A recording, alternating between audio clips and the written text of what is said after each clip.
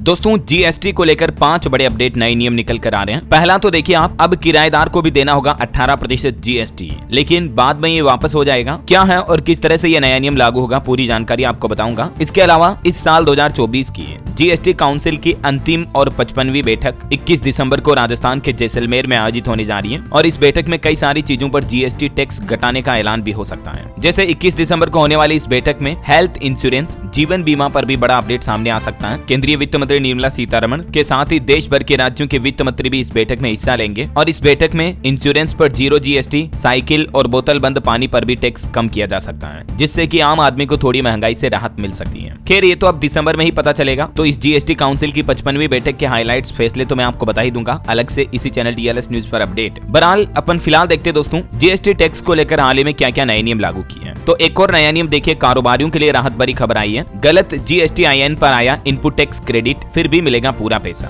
वैसे तो दोस्तों जीएसटी को लागू हुए हमारे देश में करीब 7 साल बीत चुके हैं, लेकिन आज भी इसमें सुधार जारी है। समय समय पर सरकार इसमें बदलाव, नए नियम लागू करती रहती है। तो जीएसटी कानून से जुड़ा एक ऐसा ही मामला हाल ही में इलाहाबाद हाईकोर्ट में पहुंचा था, जहां गलत जीएसटीएन पर भेजे गए आईटीसी रिफंड पर कोर्ट ने कारोबारी के हित में फैसला सुनाया और इसके साथ ही जीएसटी में यह बदलाव भी लागू हो चुका है। देश भर के लाखों कारोबारियों के लिए यह बड़ी खबर है। अगर आपको भी गलत जीएसटी नंबर जीएसटीआईएन पर भी इनपुट टैक्स क्रेडिट आईटीसी का रिफंड आता है तो भी इनकम टैक्स डिपार्टमेंट विभाग इसे खारिज नहीं कर सकता है और पूरा पैसा देना पड़ेगा। इसी मामले को लेकर ये इलाहाबाद हाईकोर्ट की तरफ से बड़ा फैसला सुनाया गया, ठीक है ना। और एक अपडेट है, जीएसटी पोर्टल पर व्यापारियों के लिए एक नया ऑप्शन भी शुरू हुआ। अब इनपुट, इनवॉइस, एक्सेप्ट और रिजेक्ट और होल्ड करने के विकल्प भी आपको जीएसटी पोर्टल पर मिलेंगे। इसके साथ ही इनपुट टैक्स क्रेडिट लेने के लिए भी पोर्टल में इनवॉइस मैनेजमेंट सिस्टम के तहत एक नई व्यवस्था लागू की गई है और नए सिस्टम के तहत हर बिल का मिलान करना होगा। एक धारा के तहत होगी अब कार्यवाही, पहले ये 2 धाराएं थी। तो ये भी जीएसटी के अंदर जीएसटी रिटर्न फाइल को लेकर कुछ नए नियम लागू किए गए हैं, ठीक है। और इसके अलावा सबसे पहला नियम जो मैंने आपको शुरुआत में बताया था कि अब मकान मालिक की तरह किराएदार को भी 18% जीएसटी देना पड़ेगा। ये बहुत ही महत्वपूर्ण नियम है, समझिए जरा। देश भर में रिवर्स चार्ज मैकेनिज्म यानी आरसीएम सिस्टम लागू हो गया है और ऐसा पहली बार होने जा रहा है दोस्तों, जब किराएदार को भी जीएसटी भरना होगा। अभी तक मौजूदा नियम के मुताबिक मकान मालिक अपने इनकम टैक्स रिटर्न में बताता था कि वो भवन का मालिक है और उसे किराए से कितनी आय हो रही है, ठीक है। और अगर आय जीएसटी नियमों के ऊपर होती है तो इसके लिए उसे फिर जीएसटी में पंजीयन भी कराना पड़ता था,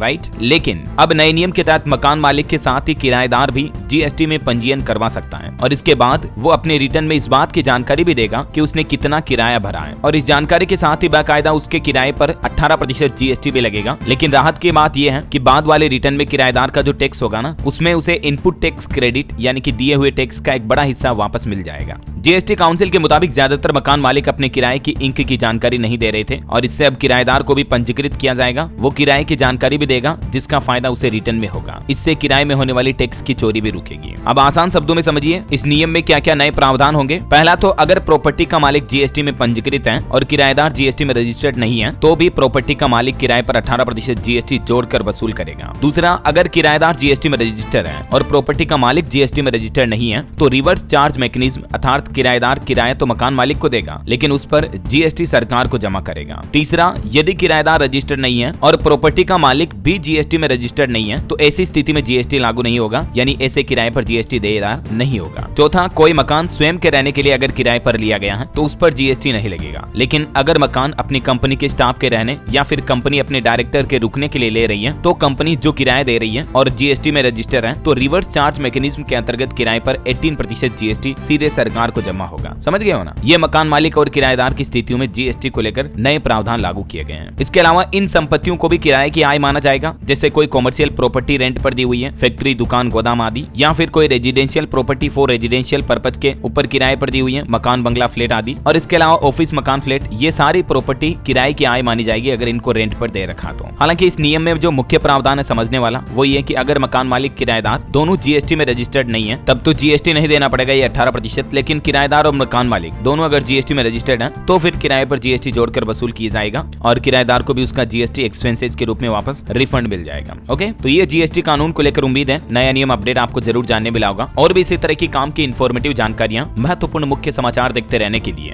डीएलएस न्यूज चैनल को सब्सक्राइब करके बेल आइकन जरूर दबा दीजिएगा। इस वीडियो को लाइक और शेयर जरूर करना। जय हिंद, जय भारत, वंदे मातरम।